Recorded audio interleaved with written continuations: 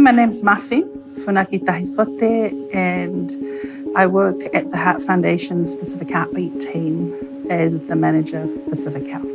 A Pacific family, when you're asking what are the priorities in life for them, and thinking Pacific families, this is not just a one ethnic group. You're talking about Samoans, you're talking about Tongans, Niueans, Cook Islands, Fijians. So priorities to Pacific families overall is them themselves as families.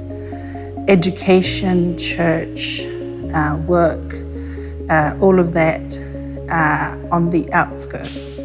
But central to Pacific families is really important to them is family or whānau or family. So as health professionals, we're looking at food as a vehicle to get nutrients into our bodies for nourishment. But for Pacific, it is much more than that. It brings families together, whether it be a celebration of a wedding, a birthday, but it can also bring families together around if it's a sad occasion like a funeral. It also acts as a vehicle to mend relationships. Like if you wrong somebody, then food will be that vehicle to say sorry. From a health perspective, we're looking at the nutritional quality of foods, but for Pacific people in such a busy, time-poor environment in New Zealand, quality can mean for Pacific that convenience and fast foods. When you're looking at whakaafe or where you're inviting people to a celebration, whakaafe is a Tongan word, or gathering that you have, quality would mean having quantities of food enough to serve your guests. And then your guests can also take food home. In New Zealand, where we've got a multi-Polynesian culture, we tend to also adopt some of the other customs of the other islands. Now, Tongans and Samoans are also taking up that culture of having foods and then taking some foods home. So quality from that gathering, feast or celebrations, or whether it be a funeral, that you've got the quantities of food. One of the youth group that we talked with, he said, quality is quantity. So for Pacific, food connecting with health doesn't become an important issue until someone in the family is sick. And it tends to be that food to help manage ill health or maintain good health actually only applies to the person who's identified sick. So it is about having a rationale or a desire that you'll move for the person you're talking with to actually make food and health actually become important even when sickness is not present. How you do that, it will be a conversation, and knowing family is important to them, maybe that vehicle to bring in health and food for Pacific, whether it be to manage an illness that they'll have or to prevent them from actually getting an illness. Size is not a sickness. So why then should I worry about my weight if I'm well?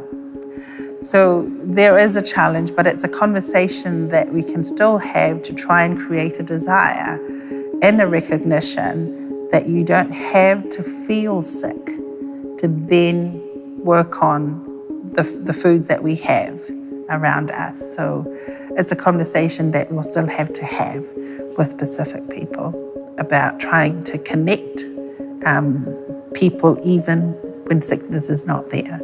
It's a conversation and a talanoa that you will have with Pacific people to see how important this action and advice to the life of the family, the obligations you have for your family. If it does make me do my role as a mum a lot better for a lot longer years, I think that will actually get the conversation around, for me as a mum, to be wanting to make a change for my child.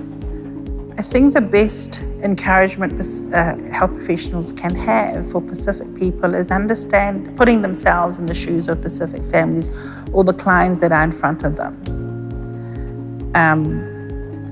That they understand the context where that family's at, taking into consideration their household, how many generations are in their household. That does have an impact on who prepares the food, who purchases the food, meal times that they have. Because for a large household with different schedules, it may be that they have 3 or 4 dinners at night. So for your children, for your family, they are exposed, they may end up having 3 or 4 dinners in the evening as opposed to 1 because food's around them. There's also context around affordability and access to foods, the advice that you give about what they eat, when they eat, how much they eat. Consider how realistic that advice is. Also realistic about the advice you give about how they prepare foods. Are they familiar with those foods? Do they know how to prepare them? So it is encouragement around their realities. But their encouragement comes back to what's important to that family.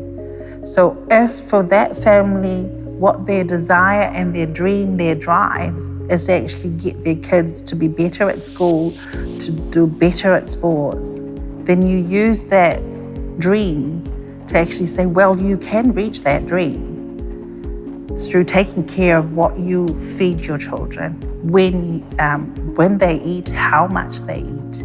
There are downside to having too many people raising a child, but there is also strength for Pacific having a village raise a child.